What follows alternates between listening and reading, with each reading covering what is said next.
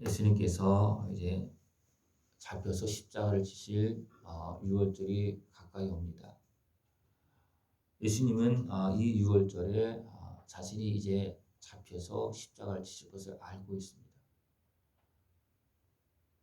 또 이 하나님의 때에 맞춰서 누가 활동하느냐 하면 사단이 활동합니다. 누굴 통해서 활동하느냐 하면 대적의 권세들, 또 육신의 수욕에 매여 있는 자들을 사단이 이용합니다. 대제사장들과 서기관들이 예수를 어떻게 죽일까 그렇게 이제 방도를 궁리하고 있습니다. 그러나 마음대로 못하는 것은 백성들을 두려워하기 때문에 그렇습니다. 그런데 누가 이것을 돕습니까? 사단이 돕습니다. 그 사람들은 백성들 때문에 어떻게 죽이긴 죽여야 되겠는데 못하고 있는 거예요. 그러나 사단이 누구에게 들어가서 가룟 유다에게 들어가서 그들을 가서 돕도록 만드는 거예요. 사단은 육신의 수욕에 매여서 결국 그렇게 이용되어지는 거예요. 예수님이 이런 상황들을 이제 다 아시고 6월절을 준비하라 하면서 준비하게 하시고 떡을 주고 잔을 주면서 이것은 내 몸이고 내 피다. 이것은 하나님께서 약속대로 너에게 주시는 생명의 양식이고 피라는 것입니다.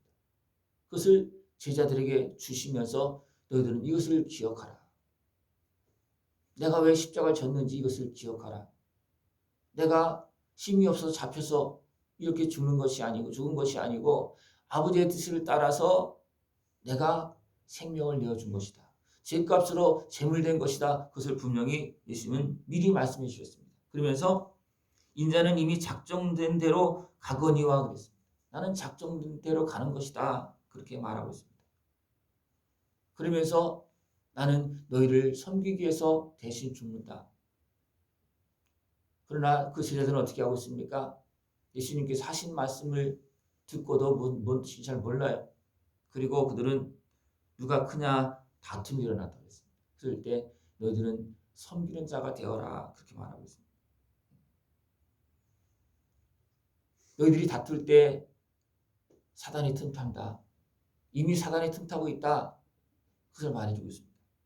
시몬아 시몬아 보라 사탄이 너희를 밀가부로 타려고 요구하였으나 그 육신의 수욕을 통해서 이미 요구하고 있다는 거예요. 틈타려고 지배하려고. 그러나 예수님께서 어떻게 했습니까? 그들을 위해서 기도하시면서 내가 너를 위하여 내 믿음이 떨어지지 않기를 기도하였노니 너는 돌이킨 후에 내 형제를 굳게 하라. 베드로가 그 성격도 알고 다 알기 때문에 주님은 기도해 주시고 미리 기도해 줍니다. 왜? 베드로가 성격이 급하기 때문에 어떻게 보면 가룟 유다도 보다도 먼저 가서 죽을 수 있는 사람이에요. 가룟 유다보다 먼저. 왜? 예수님을 부인했잖아요. 부인하기도 하잖아요. 그죠? 그러니까 예수님은 그것을 아시고 그것을 지켜주시고 또 베드로를 통해서 다른 제자들도 지킬 수 있게끔 그렇게 예수님은 미리 기도하신 것입니다. 너는 돌이킨 후에 네 형제를 굳게 하라. 다른 제자들도 다 떠났잖아요. 그죠? 그러나 내가 너에게 은혜를 베풀어 주니까 너를 위해서 기도했으니까 너는 이 시험에서 이기고 돌아와서 이제 제자들 함께 나를 따라올 수 있도록 그 돕는 역할을 하라고 베드로를 사용하시는 것입니다. 그러니까 많은 믿음의 사람들은 어떻게 보면 이런 과정들을 많이 겪습니다. 이런 과정들을 겪고서 그 다음에 어떻게 하느냐면 그렇게 넘어지는 사람들을 도와주는 역할을 합니다. 그런 경험이 있기 때문에 도와줄 수 있는 그런 모습이라는 겁니다. 이렇게 예수님께서 제자들을 위해서 기도하시고 다 그렇게 하고 했지만 막상 이제 십자가를 지는 때가 되었을 때는 어떻게 됩니까? 예수님도 흔들리는 거예요. 왜? 육신이 가지고 있기 때문에 그렇습니다. 그러면서 예수님이 어떻게 합니까? 유혹에 빠지지 않게 기도하라. 이것은 제자들에게만 말하는 것이 아니고 자기 자신에게도 내가 지금 흔들리고 있다. 좀 나를 위해서 좀 기도해달라.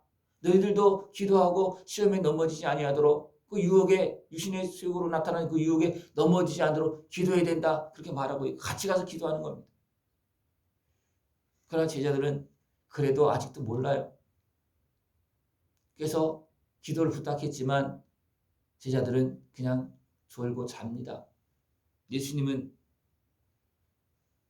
땀방울이 핏방울이 되기까지 기도합니다. 또 한 천사가 하늘로부터 예수께 나타나서 힘을 더하더라. 천사가 돋습니다. 그러면서 예수님은 기도하면서 아버지의 뜻을 붙잡고 이제 죽음의 길로 걸어갔습니다. 처음에는 내가 죽지 않으면 안 되겠습니까? 내가 이 잔을 마시지 않으면 안 되겠습니까? 다 이미 제자들에게 말을 하고 나서도 안 되겠습니까? 그렇게 예수님도 아버지 앞에 기도했습니다. 그러나 아버지는 어떻게 했습니까? 주님께서 가야 될 길이기 때문에 침묵하십니다. 예수님은 아버지가 가라 하시니까 어떻게 하겠습니까? 알았습니다 하고 순종해서 그 길을 갔습니다.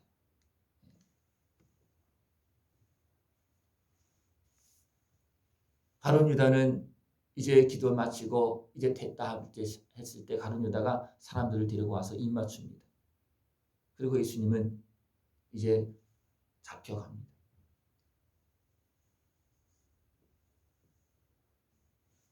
잡혀갈 때 다른 사람들은 다 도망갑니다.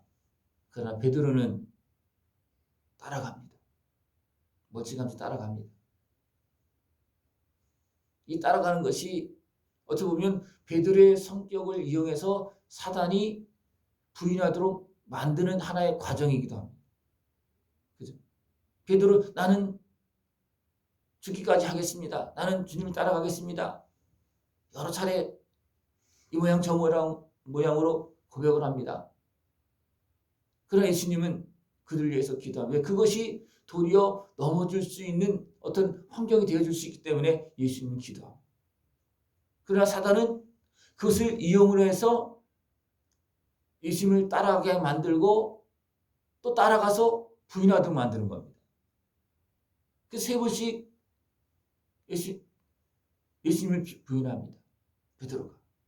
그리고 나서 닭이 우니까 그때 예수님 말씀이 생각나서 통곡하면서 우는 겁니다. 내 이런 모습을, 내 이런 성격을 알고 또 사단이 넘어뜨리려고 하고 있는 그런 모습을 알고 나를 위해서 기도하시고 미리 말씀해 줬다. 그것이 생각나서 통곡하면서 웁니다. 그렇기 때문에 베드로가 예수님을 저주까지 부인하면서 그렇게 했지만 베드로가 죽지 않는 겁니다.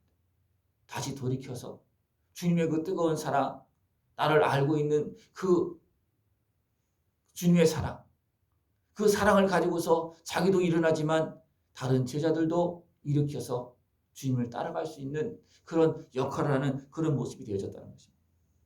예수님도 육신의 연약한 모습을 가지고 있기 때문에 다 알고 있는 길, 가야 될 길이 뻔히 알고 있습니다. 그러나 그 마음이 흔들리고 또 슬프고 그렇습니다.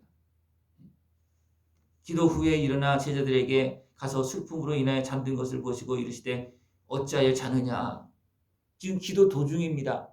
그럴 때 슬픔으로 인해서 어떻게 보면 제자들에게 어찌하여 자느냐, 시험에 들지 않게 일어나 기도하라. 여기는 어떻게 보면 감정이 많이 섞인 그런 모습으로 표현되어집니다. 네? 내가 기도를 부탁했는데 지금 내가 십자가 앞에서 내가 이렇게 고민되고 그렇게 해서 기도를 부탁해 너희들은 자느냐? 그렇게 이야기하고 있는 겁니다. 그러나 예수님도 어떻게 합니까? 기도하고 또 기도하고 세 번씩 반복해서 기도를 했습니다. 그러고 나서 됩니까? 이제 됐다. 자 일어나 가자. 그렇게 합니다. 중간에는 서운한 마음이 있었겠죠. 그 제자들에게. 내가 이렇게 힘이 들어서 기도를 부탁했는데 너는 지금 자고 있느냐? 그러나 그들은 잘 수밖에 없습니다. 그들은 예수님을 돕는 역할을 지금 아직 할 수 있는 상황이 아닙니다. 지금은 어둠의 매에서 눌려서 자기 자신으로서도 지킬 수 없는 그런 상황입니다. 그렇기 때문에 그들은 조는 정도가 아니라 아예 잘 수밖에 없는 거예요. 그러나 예수님은 기도하고 또 천사가 돕고 그렇게 하면 결국은 그 가로막힘을 또 육신의 연약함을 이기고 이제 됐다. 일어나 가자. 그리고 자기를 파는 가룟 유다를 맞이하는 그런 모습이 되어집니다. 우리가 가야 될 길을 가야 되는데 우리 육신의 연약함을 위해서 자꾸만 멈출 때가 많이 있고 피하고 싶을 때가 많이 있고 그럴 때가 있습니다. 가야 되는데도 불구하고. 그럴 때 우리가 해야 될 것은 무엇이겠습니까? 기도해야 됩니다. 힘을 얻어야 됩니다.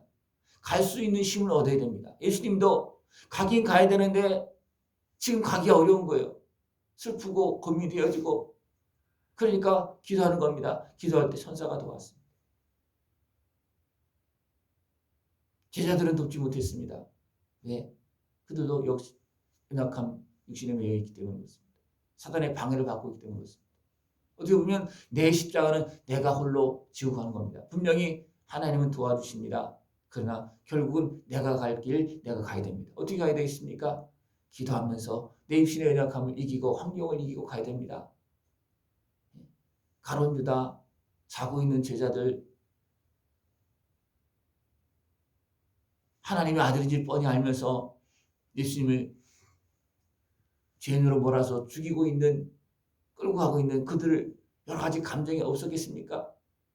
있지만 오직 아버지의 뜻을 따라서 기도하시고 다 몰아내시고 그 십자가 길로 가시는 겁니다.